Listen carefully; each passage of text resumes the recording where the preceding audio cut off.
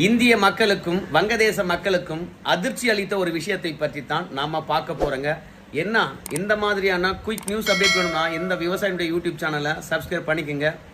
வங்கதேசத்தினுடைய புதிய பிரதமராக பொறுப்பேற்று இருக்கின்றார் முகமது யூனாஸ். இவர் அமெரிக்கா போயிருக்கின்றாரு. நியூயார்க் நகர்ல சில மாணவர்களை அங்கிருக்கின்ற வங்கதேச மாணவர்கள் மத்தியில் அறிமுகப்படுத்தி இருக்கின்றார்கள். இவர்கள் யார் என தெரிகிறதா? உங்களுக்கும் தெரியாது, வங்கதேசத்தை கடந்த காலங்களில் ஆண்டவர்களுக்கும் தெரியாது. இவர்கள் தான் இங்கிருந்து மூளையாக செயல்பட்டு வங்கதேசத்தில் கலவரத்தை உண்டாக்கினார்கள். திட்டமிட்டு கலவரத்தை ஏற்படுத்தி மாணவர்களை பங்கேற்க சொல்லி ஆட்சியை அகற்றினார்கள். ஷேக் ஹசீனா அவர்களை திட்டமிட்டு வெளியேற்றுவதற்கு ஐடியா போட்டாங்க. நாமெல்லாம் ஒன்னா சேர்ந்து அதை செஞ்சோம், நம்முடைய போராட்டத்துக்கு வெற்றி கிடைத்திருக்கிறது அப்படின்னு அமெரிக்காவில் போய் தைரியமா வெளிப்படையா பேசியிருக்கின்றார். ஏதோ மாணவர்கள் தன்னிச்சையாக போராட்டம் நடத்தினாங்க எல்லாம் நினைச்சிருப்பீங்க. ஆனா இன்னைக்கு இந்தியாவும் வங்கதேசமும் இப்படி திட்டமிட்ட போராட்டத்தின் மூலமாக ஆட்சி கலைக்கப்பட்டது என்ற விஷயம் தெரிஞ்ச உடனே அதிர்ச்சி அடைஞ்சிட்டாங்க.